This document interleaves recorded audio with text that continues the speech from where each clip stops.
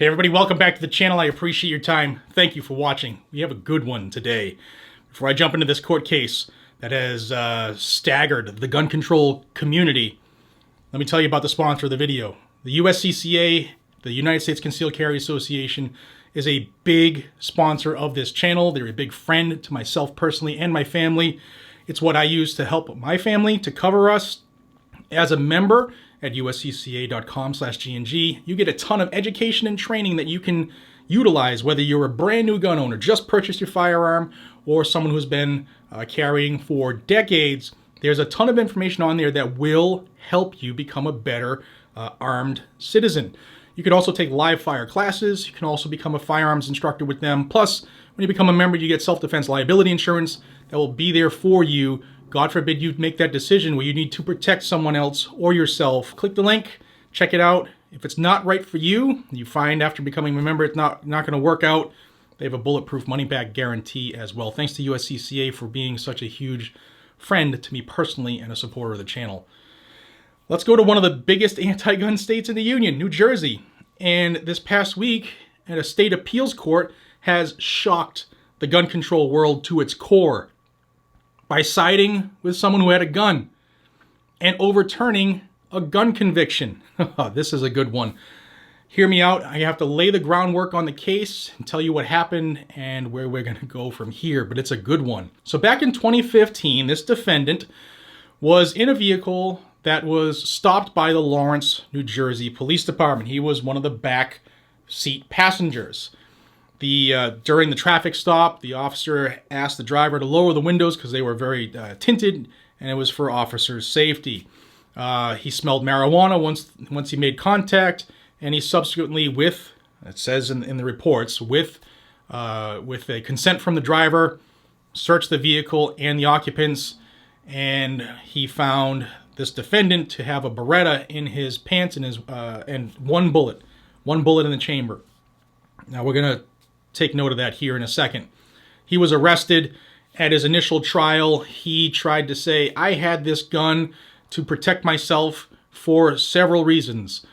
First, again, lay this groundwork. He had worked with the police department during an investigation prior to this where he wore a wire.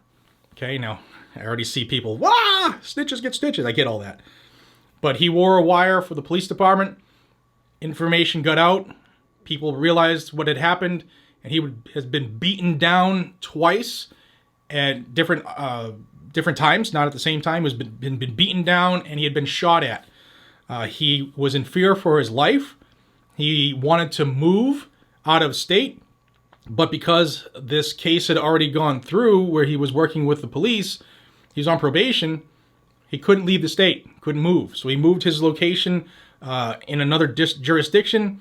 They found him there and they beat him down again, and they were looking to prove a point. The subject, the defendant here, reached out to the police that he had originally worked with saying, hey, you got to do something here. I helped you. You got to protect me here. And the court found that they didn't do it. They didn't do anything. Now, I will also mention this here that's off in the land. You know, you got the good and the bad angel on your shoulders here. Hey, Jared, the United States Supreme Court has already ruled that the police have no duty to protect you. Yep, you're right, but listen. So the court found that because he had worked with police and he was, they should have known that should information get out that he was assisting them in this investigation with a wire, that he would probably be at a high risk of physical bodily harm and or death. And the actions that had followed had proven that they were after him.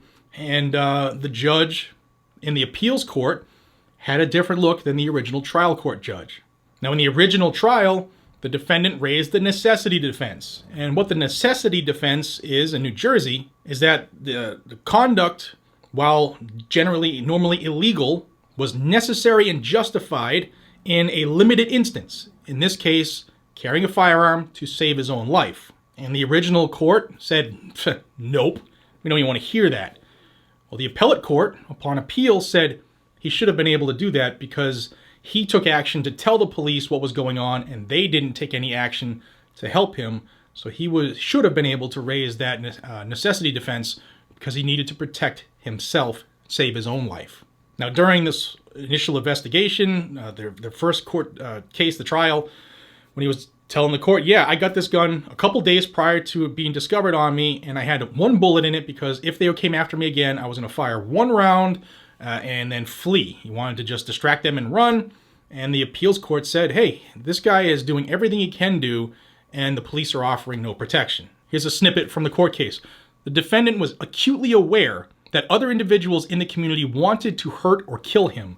We find more than sufficient evidence to conclude that the threat to the defendant was imminent and compelling and raised a reasonable expectation in the defendant that he would suffer physical injury, if not death.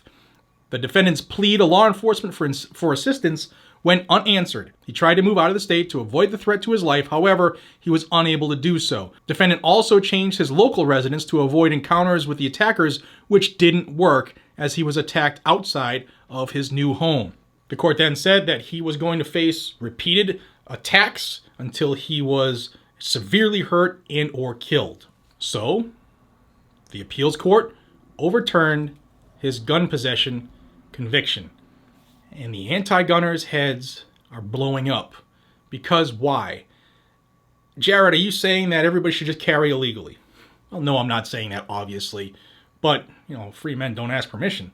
But the big part about this is a court in New Jersey just realized, or just overturned a decision making people realize, that firearms can save your life. And they overturned his conviction of carrying this firearm because he should have been able to argue in court that if I didn't have this gun, they were going to kill me. And what is the Second Amendment for? It is exactly for that. Whether you are a felon, whether you are not a felon, your life is valuable.